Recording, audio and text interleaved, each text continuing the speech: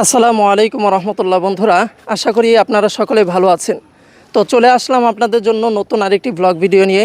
বর্তমানে আমি আছি বাংলাদেশের জাতীয় চিড়িয়াখানায়। তো আজকের ভিডিওতে আমি আপনাদেরকে সম্পূর্ণ চিড়িয়াখানাটি ঘুরে ঘুরে দেখাবো।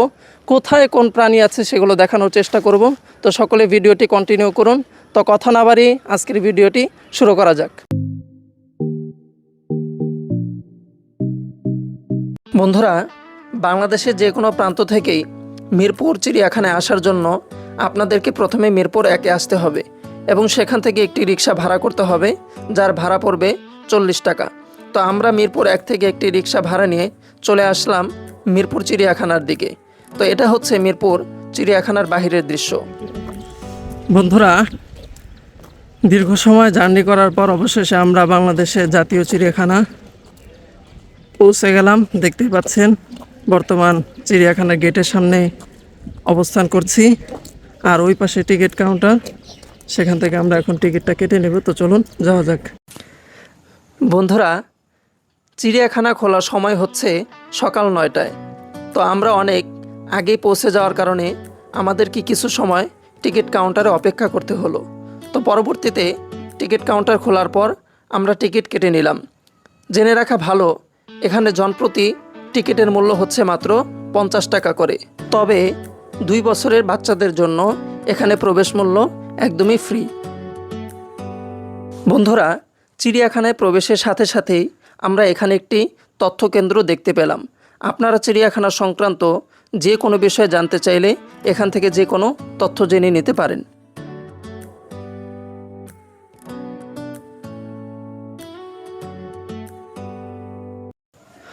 বন্ধুরা, আরও কিছুটা পথ হাঁটার পরে আমরা দেখতে পেলাম যে এই চিড়িয়াখানার সম্পূর্ণ একটি ম্যাপ এখানে দেওয়া রয়েছে।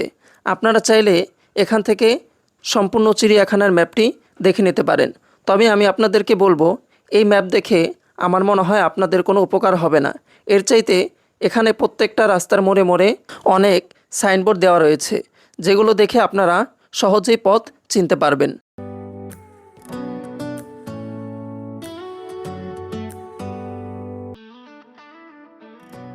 বন্ধুরা, শুরুতেই চলে আসলাম আমরা বানরের খাঁচার সামনে। চিড়িয়াখানায় এসে যদি এদের কাণ্ড কারখানা না দেখেন তবে আপনার ভ্রমণটাই বৃথা। এরা হলো চিড়িয়াখানার জন্মগত কমেডিয়ান। একটা কলা হাতে নিয়ে এমনভাবে দাঁড়িয়ে থাকে, মনে হয় বলছে, কিরে ভাই, ফ্রিতেই সেলফি তুলে নিলি, একটা কলা দিলি না? এজন্য আপনারা যখন চিড়িয়াখানায় প্রবেশ করবেন সর্বপ্রথম আপনারা এই বানরের খাঁচাটি দেখতে পাবেন। তো আপনারা চাইলে এখানে সুন্দর একটি মুহূর্ত কাটাতে পারেন।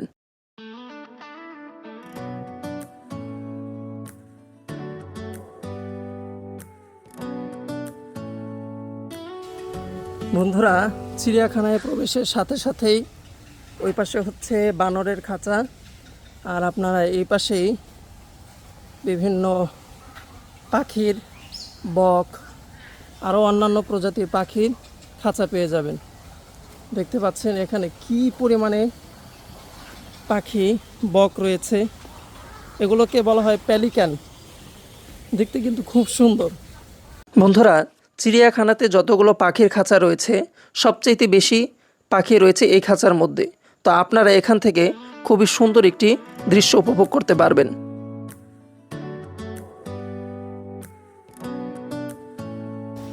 বন্ধুরা, পাখির খাঁচা দেখে এসে এবার আমরা চলে আসলাম সজারুর কাছে। দেখতে পাচ্ছেন এখানে এক এক করে 4টি সজারু ভিডিওতে দেখা যাচ্ছে।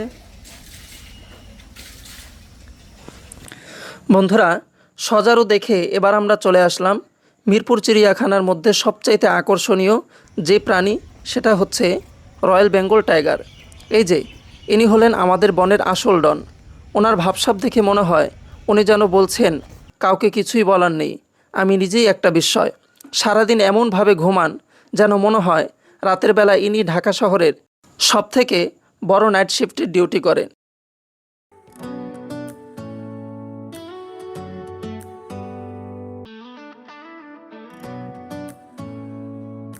বন্ধুরা, বাঘের খাঁচার পাশেই রয়েছে এই সিংহের খাঁচা। সিংহ, সবাই বলে ইনি জঙ্গলের রাজা, কিন্তু বাস্তবে ওনার অবস্থা দেখলে মনে হয় উনি রাজা, তবে উনি বউয়ের ভক্ত। আমাদের সিংহ মামা সারাদিন রাজকীয় স্টাইলে শুয়ে থাকেন, আর সিংহী ম্যাডাম হুঙ্কার দিয়ে হয়তো বাকি সব কিছু সামলান। দেখতেই পাচ্ছেন কতটা রাজকীয় স্টাইলে সে শুয়ে রয়েছে। দেখেই মনে হচ্ছে যে দুনিয়ার কোনো টেনশন তার মধ্যে নেই।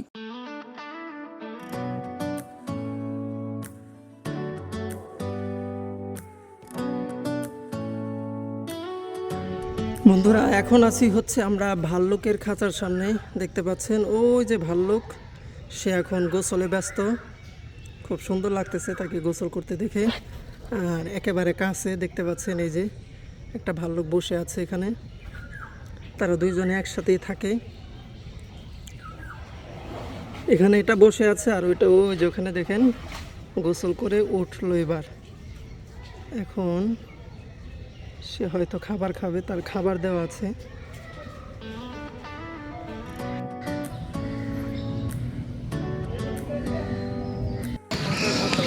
বন্ধুরা, এবার আমরা চলে আসলাম, এগুলোকে বলা হয় ইমু পাখি।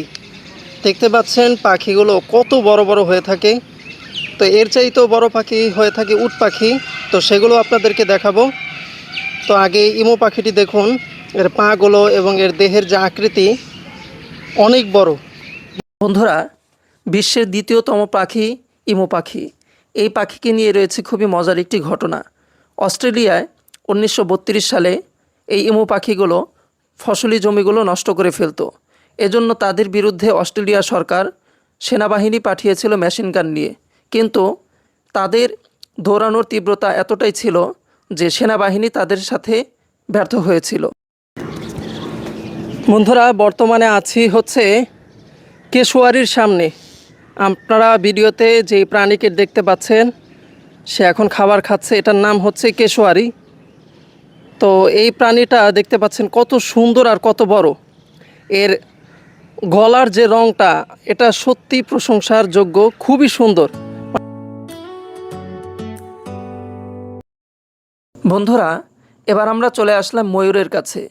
ময়ূর যখন তার এই বিশাল ডানাগুলোকে মেলে দেয়, সেই দৃশ্যটা দেখতে দারুণ লাগে। শুধু পুরুষ ময়ূরেরই এমন চমৎকার রঙিন পেখম থাকে। স্ত্রী ময়ূরকে আকর্ষণ করার জন্য এরা পাখা মেলে নাচ দেখায়। আর চিড়িয়াখানার সবচেয়ে বড় সেলিব্রিটি এবং ফ্যাশন ডিজাইনার হলো এই ময়ূর। ময়ূর যখন পেখম মেলে ধরে, তখন মিরপুর চিড়িয়াখানায় থাকা প্রত্যেকটা মানুষই যেন তার দিকে হাঁ করে তাকিয়ে থাকে। কিন্তু দুঃখের বিষয় হলো, আমি যখনই ক্যামেরা তাক করি তখনই এই ময়ূর উল্টো দিকে ঘুরে যায়।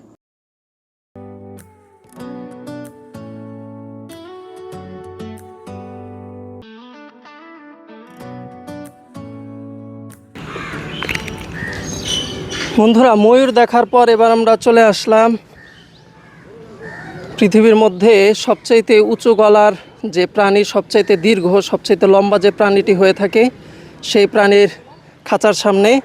তো এখানে একটি ওয়াচ টাওয়ার দেওয়া আছে সেই জিরাফ দেখার জন্য। তো আমরা বর্তমানে সেই ওয়াচ টাওয়ারে উঠে আপনাদেরকে এই জিরাফগুলো দেখানোর চেষ্টা করছি। সুবহানাল্লাহ, দেখতেই পাচ্ছেন যে এখানে কিন্তু অনেকগুলো জিরাফ রয়েছে। ওদিকে একটা, আর আমাদের সামনেই দেখতে পাচ্ছেন কত বিশাল আকৃতির। বন্ধুরা, ইনি হলেন আমাদের মিরপুর চিড়িয়াখানার জিরাফ ভাই। চিড়িয়াখানার লাইভ সিসিটিভি ক্যামেরা। আমাদের জিরাফ ভাই ঘাটটা এত লম্বা যে উনি চাইলে দাঁড়িয়েই মিরপুর 10 নম্বরের ট্রাফিক জ্যাম দেখে নিতে পারেন। ওনাকে দেখলে মনে হয় হরলিক্স একটু বেশি খেয়ে ফেলেছিলেন। আর ওনার চোখের দিকে তাকালে মনে হয় দুনিয়ার সব মায়া ওনার চোখেই লুকিয়ে আছে।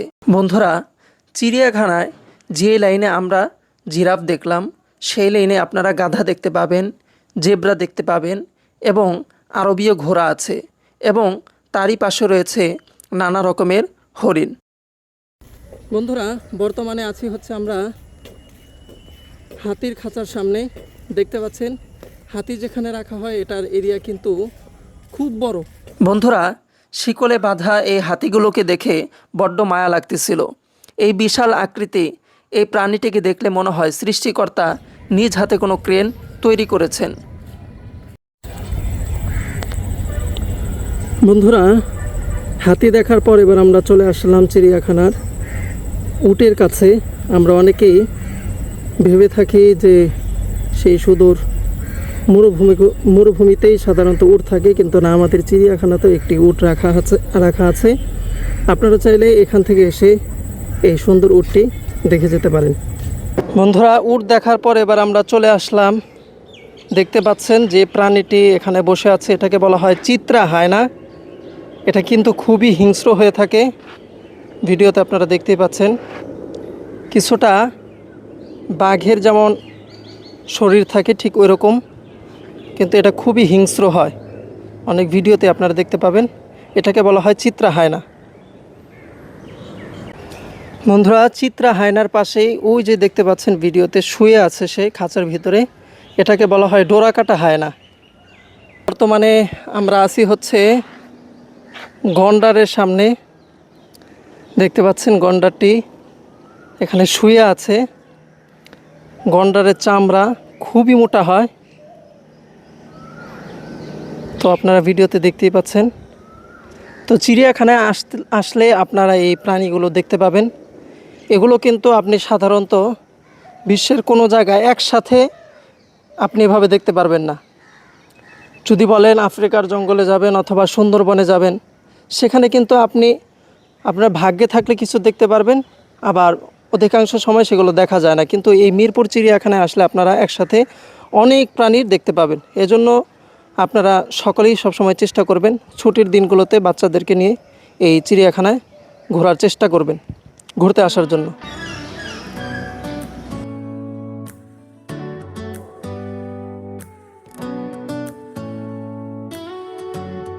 বন্ধুরা, আপনারা যারা চিড়িয়াখানায় আসবেন, এখানে মসজিদের ব্যবস্থা আছে, পুরুষদের নামাজের স্থান, মহিলাদের নামাজের স্থানও আছে। তো চাইলে আপনারা এখানে নামাজ পড়ে নিতে পারবেন। বন্ধুরা, এখন আছি হচ্ছে রাজধনেশ এর খাঁচার সামনে। এই যে পাখিগুলো দেখতে পাচ্ছেন ওড়াউড়ি করতেছে, এগুলোকে বলা হয় রাজধনেশ। এগুলো যে কতটা সুন্দর আপনারা ভিডিওতে আশা করি দেখতে পাচ্ছেন। কি তার ঠোঁটের আকৃতি, তার পালক কত সুন্দর, সুবহানাল্লাহ, দেখতেই পাচ্ছেন। এবার আপনারা ভিডিওতে দেখতে পাচ্ছেন সদ্য ভাইরাল হওয়া সবচাইতে বর্তমান চিড়িয়াখানার মধ্যে আকর্ষণের কেন্দ্রবিন্দু, সেটা হচ্ছে ডোনাল্ড ট্রাম্প মহিষ। ডোনাল্ড ট্রাম্পের পাশেই রয়েছে জলহস্তী। জলহস্তির চামড়া প্রচণ্ড মোটা হয়। এরা নিজেদের শরীর ঠান্ডা রাখতে দিনের বেশিরভাগ সময় পানিতে ডুবে থাকে। এদের গা থেকে এক ধরনের লালচে তরল বের হয়, যা প্রাকৃতিক সানস্ক্রিন হিসেবে কাজ করে। এরা পানি থেকে শুধু নাক আর চোখ বের করে রাখে।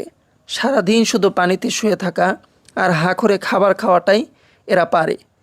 আফ্রিকার সবচেয়ে বিপজ্জনক প্রাণী মনে করা হয় এই জলহস্তিকে।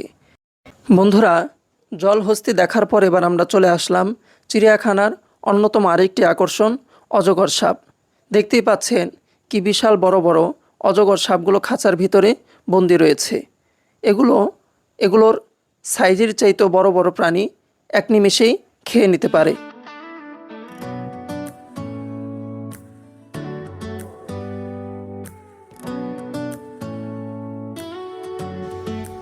বন্ধুরা, চিড়িয়াখানার এই জায়গাটিতে পৃথিবীতে যত ধরনের বানর আছে অধিকাংশ বানরের খাঁচা এখানে পেয়ে যাবেন।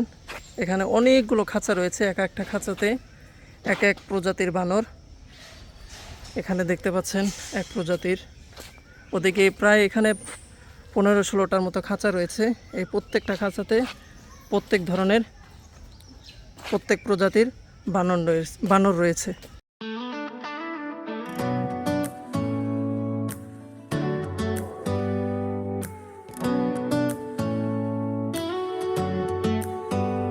বন্ধুরা, নানা প্রজাতির বানর ও নানা প্রজাতির সাপ দেখে এবার আমরা চলে আসলাম সরাসরি খাঁচার বাহিরের বাঘ দেখার জন্য। আপনারা চিড়িয়াখানার একটা প্রান্তে পেয়ে যাবেন যেখানে এরকম উন্মুক্ত বাঘ হাঁটাহাঁটি করছে, তবে এই বাঘগুলো আপনাদের সীমানায় আসতে পারবে না। এই দৃশ্যটা আমার কাছে খুবই রোমাঞ্চকর লেগেছে। বন্ধুরা, দেখতে পাচ্ছেন চিড়িয়াখানার মধ্যে এখানে খুবই দৃষ্টিনন্দন একটি শিশু পার্ক রয়েছে, এখানে কয়েকটি রাইড রয়েছে, এগুলো সম্ভবত টিকিট কাটার মাধ্যমেই এই রাইডগুলো গ্রহণ করতে হবে। ওখানে একটি ট্রেন রাইড রয়েছে, ঘোড়ার রাইড রয়েছে। তো আপনারা চাইলে আপনাদের বাচ্চাদেরকে এই শিশু পার্কের ভিতরে নিয়ে একটু সুন্দর মুহূর্ত কাটাতে পারেন।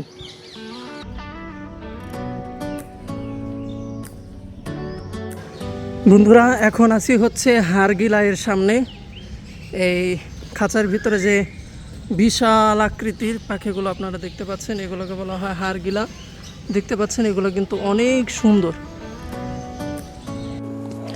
বন্ধুরা, এই হচ্ছে কুমির। চিড়িয়াখানায় কুমির দেখে আমি বড়ই আশ্চর্য হয়ে যাই। কুমির ভাই সারাদিন হাঁ করে এমনভাবে রোদে শুয়ে থাকেন, দেখে মনে হয় উনি বুঝি কোনো পার্লারে ফেসিয়াল করাচ্ছেন। ওনার এই স্ট্যাচু পোজ দেখে অনেক সময় দর্শকরা কনফিউজড হয়ে যান যে এটা কি আসল কুমির নাকি প্লাস্টিকের কুমির। বন্ধুরা, এই ছিল চিড়িয়াখানার ছোট্ট একটি ব্লগ ভিডিও। আরও অনেক প্রাণী রয়েছে যেগুলো আমরা ভিডিও ধারণ করতে পারিনি। ভিডিওটি লম্বা হয়ে যাবে, এজন্য সেগুলোকে আমরা স্কিপ করেছি।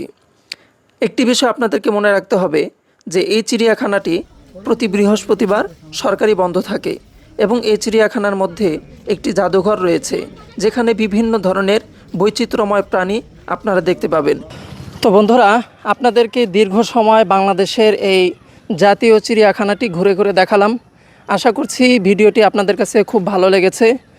তো ভিডিওটি খুব দীর্ঘ হয়ে গেছে, এরপরেও আপনারা যারা আপনাদের গুরুত্বপূর্ণ সময় ব্যয় করে আমাদের ভিডিওটি দেখেছেন, আপনাদেরকে অসংখ্য ধন্যবাদ। তো দেখা হচ্ছে পরবর্তী ভিডিওতে ইনশাল্লাহ। আজকের মতো এখানেই বিদায় নিচ্ছি। আসসালামু আলাইকুম ওয়া রাহমাতুল্লাহ।